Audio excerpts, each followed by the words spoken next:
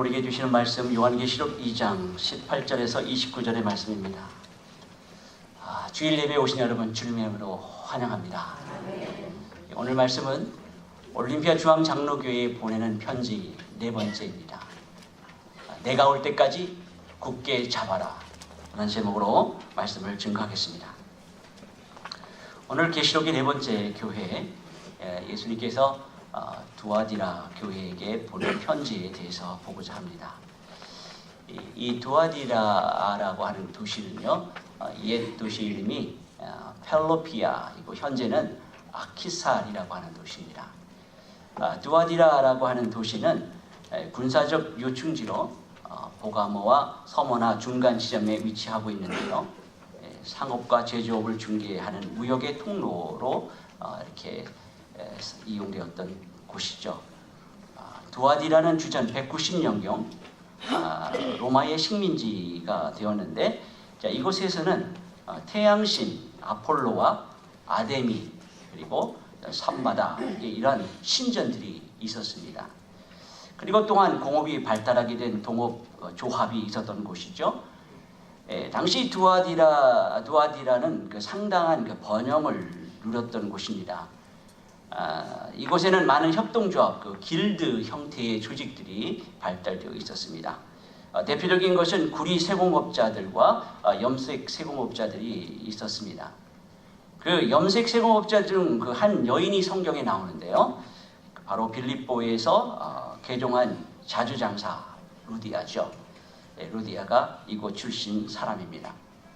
한편 루아디라 교회가 이렇게 설립되었는지, 어떻게 설립이 되었는지 정확하게 알 수는 없지만 아마도 바울이 에베소에 머물 때에 전도하였거나 아니면 루디아가 전도하여 세워진 교회가 아닐까 이렇게 생각을 합니다. 그 조합마다 자신들이 섬기는 우상 숭배를 핵심으로 또 축제가 이렇게 이루어졌는데요.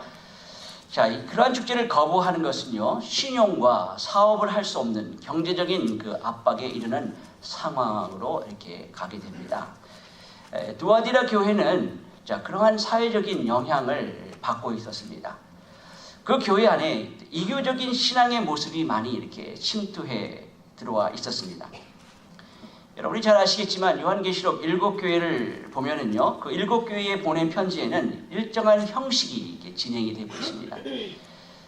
각 교회 앞에 나타난 예수님의 모습과 칭찬과 책망, 그리고 경고와 권면, 그리고 이기는 자에게 주어지는 약속이 나옵니다. 오늘 보면 18절 말씀에 보시면 두아디라 교회의 사자에게 편지하라. 그 눈이 불꽃 같고 그 발이 빛난 주석과 같은 하나님의 아들이 이르시되 라고 이렇게 말씀하고 있습니다. 각 교회에 주시는 편지 서두에 나오는 그 예수님의 그 묘사는 항상 그 내용과 관련이 있죠.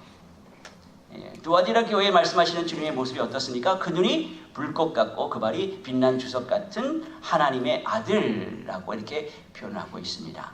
이렇게 말씀하시는 것은 두아디라 교회를 아실 뿐만이 아니라 회개하지 아니하면 심판하시는 세상의 심판주로 이렇게 묘사가 되어 있습니다. 또 여기 보면은 예수님을 하나님의 아들로 소개하고 있는데요, 요한계시록에서는 여기에 유일하게 설명되고 있는 단어죠.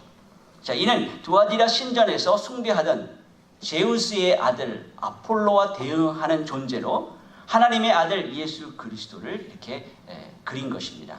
그러니까 진짜 하나님의 아들이 누구이신가를 보이시고자 하신 것이죠. 두아디라 교회의 내용은요, 한 교회 안에 두 종류의 신앙인이 있다라고 말하고 있습니다. 그 중에 믿는 자들은 하나님이 구원에 이르게 하시지만 그렇지 아니하고, 사탄의 길을 따르는 자들은요, 반드시 심판할 것이다 라고 천명하고 계시는 거예요. 먼저 칭찬입니다. 예수님은 다른 교회들에게도 그랬던 것처럼 먼저 두아디라 교회에 칭찬할 부분을 칭찬하십니다. 그것은 두아디라 교회 성도들의 그 믿음의 행위가 처음보다 나중이 훨씬 좋아졌다라는 거예요. 에베소 교회와 좀 대조가 되죠. 에베소 교회에서는 뭐라고 이렇게 하나님께서 꾸중을 하시죠? 처음 행위를 버렸다 이렇게 혼을 냈습니다. 자, 그러나 두아디라 교회는 오히려 나중 행위가 더 많았다라고 칭찬하신 거예요. 19절 말씀을 보시면 내가 내 사업과 사랑과 믿음과 섬김과 인내를 하노니 내 나중 행위가 처음 것보다 많도다, 이렇게 말씀하고 있어요. 여기 19절에 내 사업이라고 하는 단어를요, 너희들의 행위들이라고 이렇게 번역을 해야 맞습니다. 자, 그리고 이 행위들이 바로 사랑과 믿음과 섬김과 인내를 말하는 것입니다. 그러니까 주님의 눈이 불꽃 같은 눈으로 살펴보시기 때문에 주님은 우리의 모든 것을 아신다라고 말씀하고 있습니다. 자, 그런 눈으로 살펴보신 주님께서 두아디라 교회에 칭찬을 하시는데, 자, 그것은 두아디라 교회의 행위들이에요. 사랑과 믿음과 섬김과 인내를 아신다라는 거예요. 교회 공동체에서 중요한 미덕, 공동체의 덕목이 나오죠. 자, 어떤 사람의 믿음은요, 처음엔 잘 믿는 것 같은데 나중에 모습을 보니까 거의 불신자의 모습과 별반 다르지 않는 그런 모습들이 종종 보입니다. 그런데 지금 두아디라 교회 성도들의 그 믿음을 보면은요, 처음에는 저 사람이 정말 예수를 믿는다고 하는데 정말 예수 믿는 저 사람이 예수를 믿어서 좀 변화가 될까? 뭐 이런 의문을 가졌던 사람인데 나중에 보니까 놀랍게 변화된 사람들이라는 거예요. 자, 두아디라 교회 성도들이 처음보다 나아진 그 구체적인 모습들이 나옵니다. 그 이유는 두아디라 교회는 믿음에 근거하니까 사랑과 믿음과 섬김과 인내가 있었기 때문이다 라고 이야기하고 있어요. 자, 그런데 두아디라 교회에 대한 칭찬의 말씀이 매우 짧게 이렇게 끝나버리고 맙니다. 자, 이러한 훌륭한 교회에 믿음도 있고 사랑도 있고 섬김도 있고 인내가 있는 이 훌륭한 교회에 엉터리 같은 사람들이 섞여 있다는 거예요. 20절에서 23절의 말씀을 한번 보세요. 그러나 내게 생망할 일은 자칭 선지자라 하는 여자 이세벨을 내가 용납하노니 그가 내 종들을 가르쳐 꿰어 행음하게 하고 우상의 제물을 먹게 하는도다. 또 내가 그에게 회개할 기회를 주었을 때 자기의 음행을 회개하고자 하지 아니하는도다.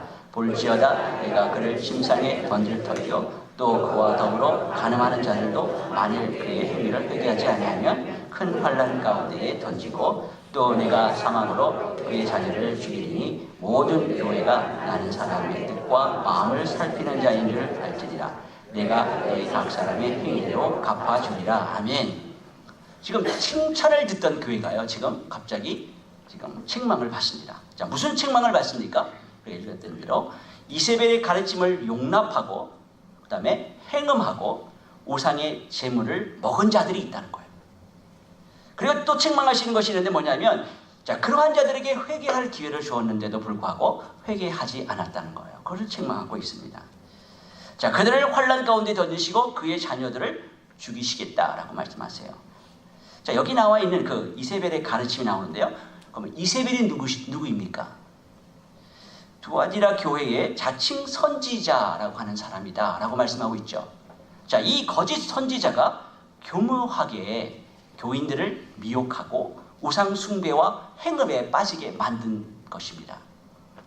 자, 먼저 우리가 이세벨 하면 우리 생각나는 인물이 있죠. 구약에 우리가 생각나는 그 인물을 보면은요, 그 여자가 누구입니까? 그러니까 이스라엘 왕 아합의 아내죠. 이방 여인입니다. 자, 그 이세벨은요, 시돈 사람의 왕 엣바알의 딸이에요. 엣바알은요, 원래 바알의 제사장이 반역하여 왕이 된 사람인데요. 그 이세벨의 아버지 그 엣바알의 이름의 뜻이 뭐냐면 바알 with us, 바알이 우리와 함께 한다라는 뜻이에요. 여러분, 임마누엘은 어떤 뜻입니까? God with us, 하나님이 우리와 함께 하신다라고 하는 그 이름을 흉내낸 말이에요. 자, 바알 제사장의 딸 이세벨이 시집 오면서 무엇을 가지고 왔겠습니까? 바알을 들고 왔겠죠. 제일 중요한. 자, 그러한 그 바알이 이제 이스라엘에 이세벨이 갖고 들어왔기 때문에 그 신이 온 이스라엘 백성들에게 퍼진 거예요. 그리고 이스라엘 백성들은 온통 바알 신 앞에 꿇어 엎드리게 된 것이죠. 하나님께서는요, 엘리야를 시켜서 이세벨의 그 수하에 있던 바알과 아세라 선지자들을 다 죽이는 사건, 여러분 기억하시죠? 왕궁의 지원을 받았던 바알의 제사장 450명과 아사랴의 선지자 제사장 400명이었습니다. 자, 이런 이세벨이 나중에 어떻게 죽는지 여러분 기억하시죠? 예후에게 처참하게 죽임을 당하고 개의 먹잇감이 됩니다. 그리고 그의 아들들 70명도 함께 죽임을 당하게 되죠. 지금 교회에 처한 상황과 내용이 거의 같지 않습니까? 만일 두아디라 교회에서 그러한 이세벨의 가르침을 따르는 자들이 회개하지 않으면 바로 그와 같이 처참한 결국을 맞이하게 될 것이다. 심판을 받게 될 것이다. 라고 주님께서 경고하고 계신 거예요. 자, 역사 속에 이세벨은 왕비였을 뿐만이 아니라 바알과 아사랴 신을 섬기는 이교 선지자였습니다. 열왕기하 9장 22절의 말씀을 보니까 요람이 예후를 보고 이르되 예후야 평안하냐 하니 대답하되 내 어머니 이세벨의 음행과 술수가 이렇게 많으니 어찌 평안이 있으랴 하더라. 이렇게 말씀하고 있습니다. 이세벨은요 바알과 아세르를 섬기던 음행과 술수를 행하던 선지자였어요. 자, 그래서 주님께서 이세벨을 자칭 선지자다라고 부르는 것이죠. 주님은 그 이세벨의 가르침에 넘어간 자들을 지금 책망하고 계시는 거예요. 자, 그러면 이세벨의 가르침이 무엇이었을까요? 이세벨이 이스라엘에 끌고 들어온 그 바알과 아사랴를 섬기는 그 이교 신앙이죠.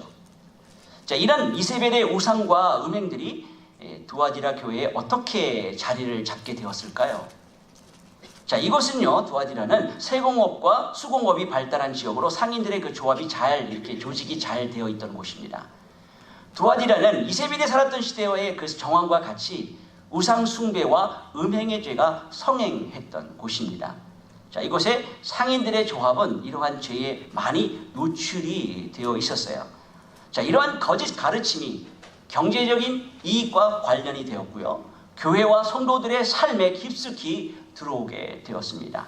먹고 살기 위해서 자신의 하나님 앞에서의 순결성을 버려버린 것이죠. 자, 그런데 이런 지역에서 예수를 믿고 나니까 자, 우상 숭배를 할 수 없게 된 것입니다. 그래서 상인조합에서 탈퇴하면 당연히 먹고 살 일이 어렵게 되는 것이죠. 그렇게 어려운 환경으로 변화될 때 그 순간에 흔들리는 거예요. 자, 이런 틈을 타서 이세벨의 교훈이 들어오는데 어떤 사람들은 그렇게 얘기합니다. 자신은 특별한 지식이 있는 사람이다 라고 말하는 사람들이 있었다는 거예요. 신비한 체험을 말할 수도 있고 신과 직통한다는 이렇게 말하는 사람들 있죠. 그런 사람들이 그러니까 속 좁게 우상 숭배나 음행은 아무것도 아니다 라는 식으로 이렇게 전한 것입니다. 자, 그런 것을 마음대로 해도 된다고 이야기하는 것이죠. 예수를 믿는 일에 지장이 없다라는 식으로 이렇게 전하는 것입니다. 그래서 서서히 그런 거짓 가르침을 따르는 자들이 나타나기 시작한 거예요. 자, 이런 모습은 시대를 막론하고 나타나는 모습이죠. 많은 교회가 이세벨의 교훈을 받아들이는 모습들이 보입니다. 경제적인 부흥이나 종교적인 기적이나 세상의 권력을 가지는 것, 그러한 유혹들은요 마귀가 인류를 유혹할 때에 한 것이죠. 그리고 예수님을 유혹할 때도 사용한 내용입니다. 그런데요 예수님께서는요 그 유혹들을 다 물리치시고 십자가를 지는 자리로 내려가셨어요. 그러므로 예수님이 물리치신 그 내용을 교회가 준다라고 말하는 것은요 무슨 말이에요? 마귀의 유혹을 받아들이겠다는 이야기 아닙니까? 바알과 아세라의 숭배가 뭐예요? 풍요와 이 세상의 풍요와 다산이에요. 기독교와 복음이라고 하는 말로 시작하지만 그 속이 뭐예요?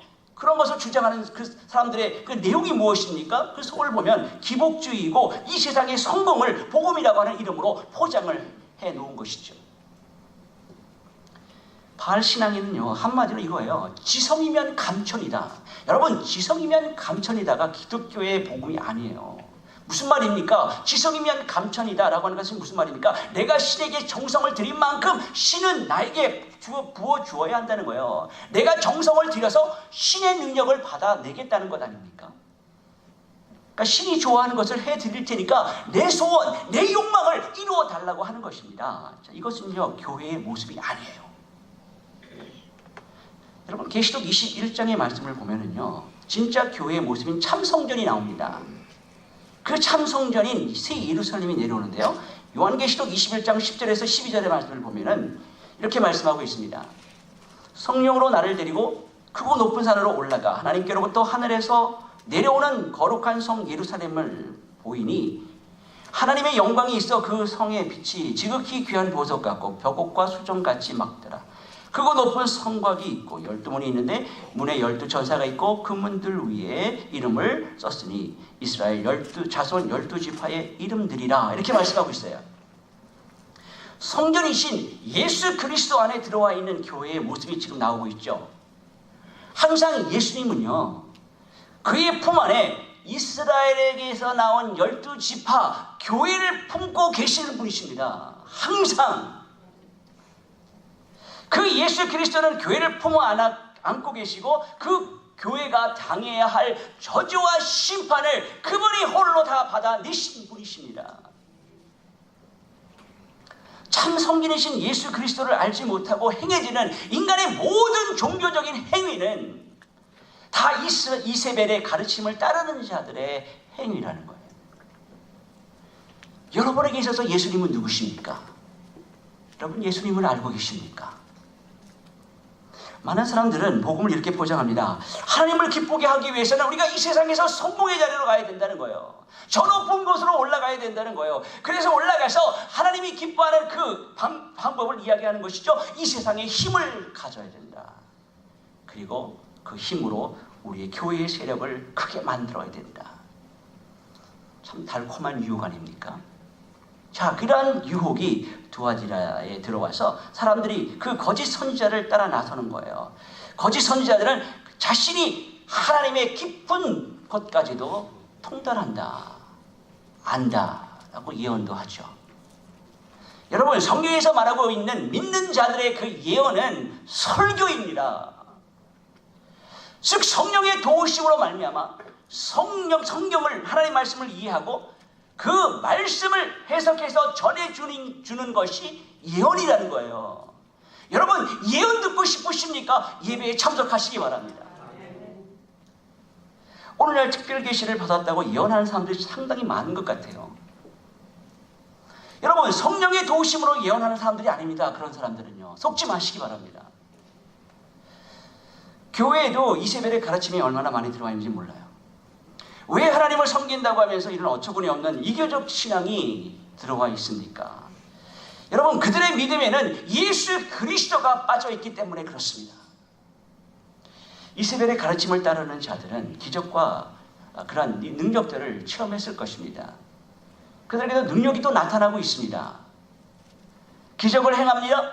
그리고 그들이 하나님의 말씀을 대언한다고 이야기합니다. 자, 그런 기적과 표적들이 보이면서 사람들이 좋아할 만한 것들을 제공하고 있습니다. 그러나 그것은 하나님을 배반하는 것이에요.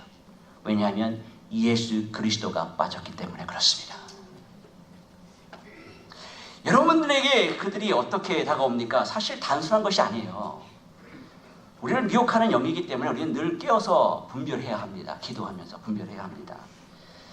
여러분의 종교 행위가 예수 그리스도의 은혜에 근거한 것이 아니라고 한다면 예수님께서는 그 행위를 카운트하지 않을 것입니다.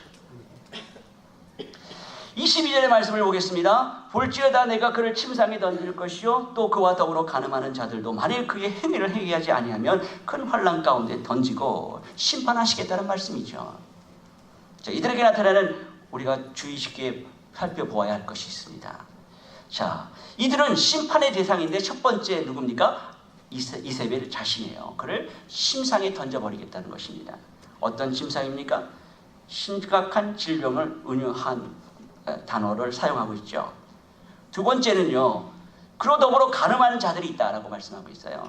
자, 그녀의 가르침에 함께 따랐던 자들이 나옵니다. 자, 회개하지 않으면 큰 환난 가운데 그들도 던져질 것이다 라고 말하고 있습니다. 자, 이들에게는 회개할 기회가 주어졌어요.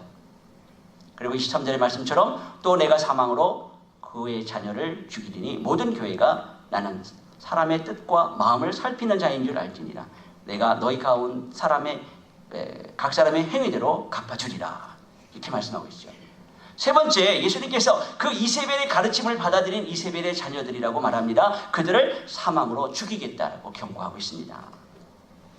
이세벨의 자녀라고 하는 것은요, 이세벨의 교훈을 따르는 자들이에요. 다시 말해서 이들은 이세벨의 가르침을 완전히 몰입해서 되어 있는 어떤 그런 제자들의 그룹을 일컫는 것이죠.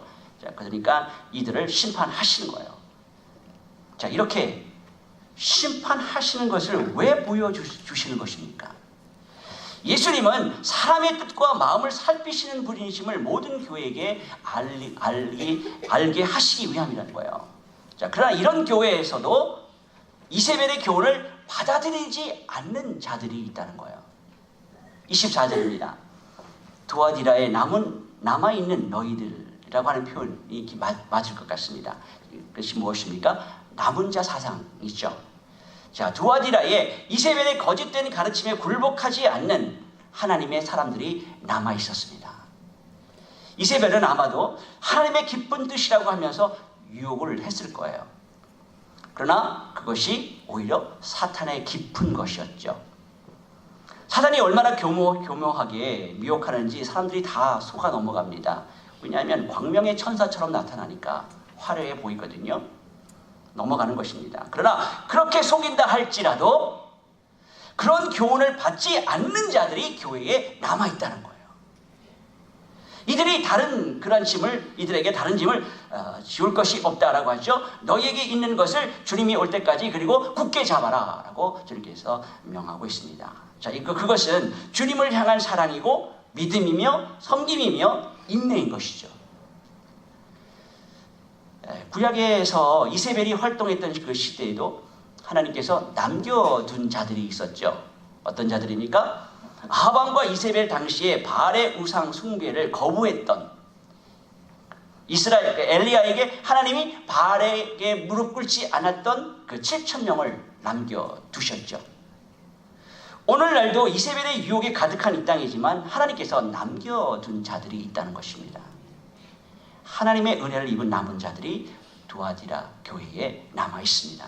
자, 그들만이 그 이세벨의 교훈을 받지 않았다라고 이야기하고 있습니다. 사탄의 깊은 것을 받아들이지 않았다는 거예요.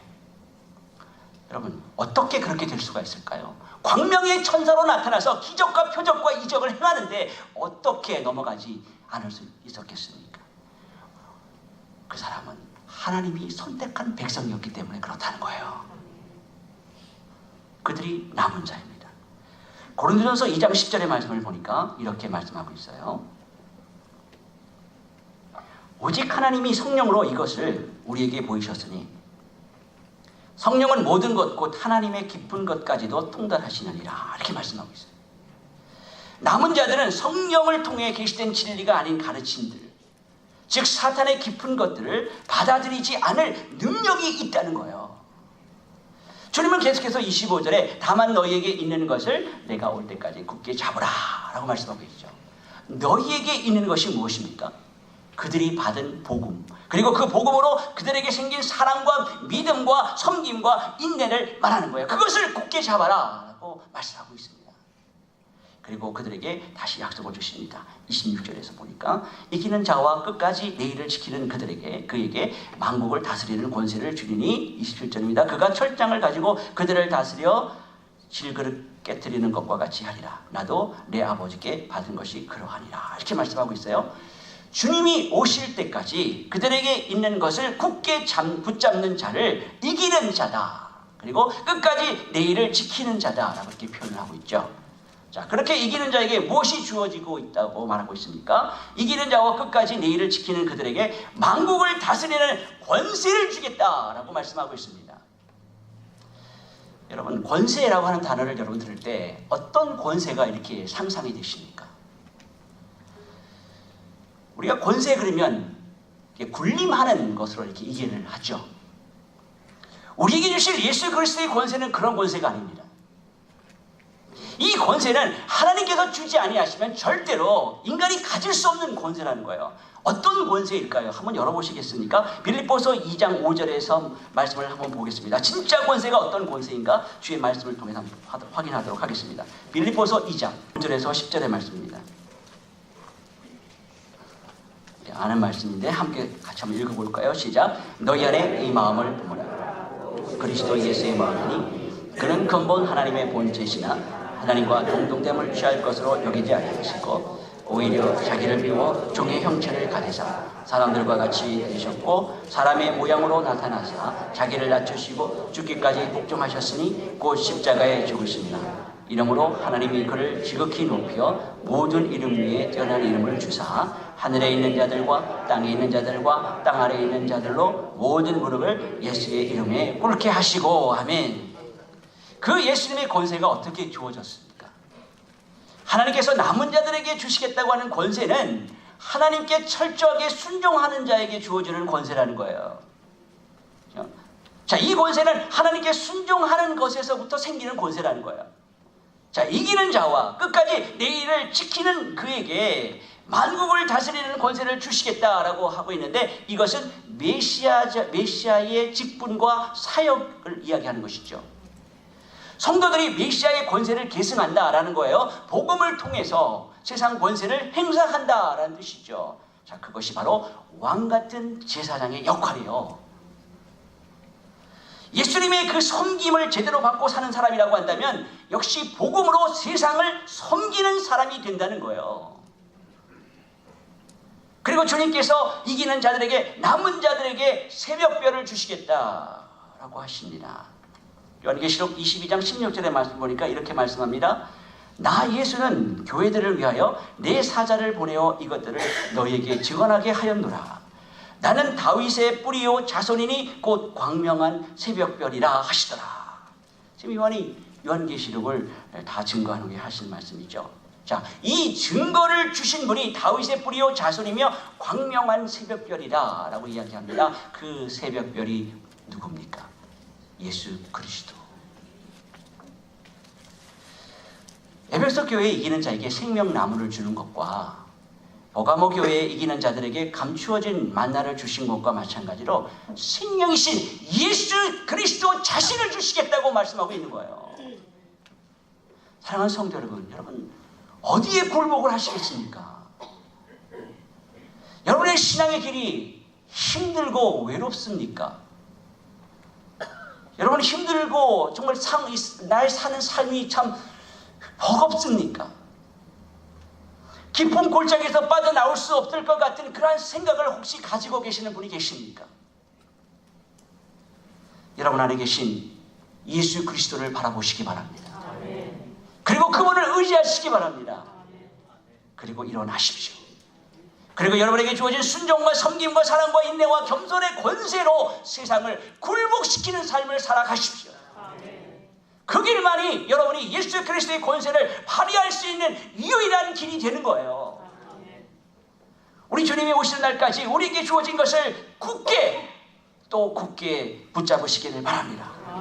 생명이신 예수 그리스도 자신을 약속으로 받은 사람은, 예수만을 붙잡는 사람은 세상의 죽음이 두렵지 않습니다. 세상의 영광이 부럽지 않습니다. 왜 그런지 아십니까? 주님이 여러분을 끝까지 붙들고 계시기 때문이에요. 이들이 만국을 다스리는 권세를 받은 자들이에요. 이것은 예수 그리스도의 권세고 그것을 이 땅에서 누리는 사람들이에요. 이미 그리스도 안에서 회복된 하나님의 백성은 모든 만물을 향해서 이 권세를 사용하는 자들입니다. 왜냐하면 예수 그리스도는 고난과 죽음과 부활을 통해서 구속을 이루시고 만국에 대한 구원을 주시는 분으로서 우리를 지금도 통치하고 계시기 때문인 것입니다. 우리는 복음으로 이 땅에서 섬기는 자로 살아가야 할 것이고 주님의 사랑을 나타내는 대로 살아갈 것이고 또한 주님 재림 시에 우리의 완전한 삶을 주님께서 이루어내실 것입니다. 우리가 주님을 만나는 날, 너에게 있을 것을 내가 올 때까지 굳게 잡은 자는 예수 그리스도의 메시아의 통치에 함께 동참하는 권세를 누리게 될 것입니다. 그때까지 순종과 섬김과 사랑과 인내와 겸손의 권세로 이 세상에 굴복되지 아니하고 세상을 그리스도의 법으로 복음에 섬기는 정신으로 거룩한 삶을 살아가는 저와 여러분이 되시기를 예수 그리스도의 이름으로 간절히 축원합니다. 아멘.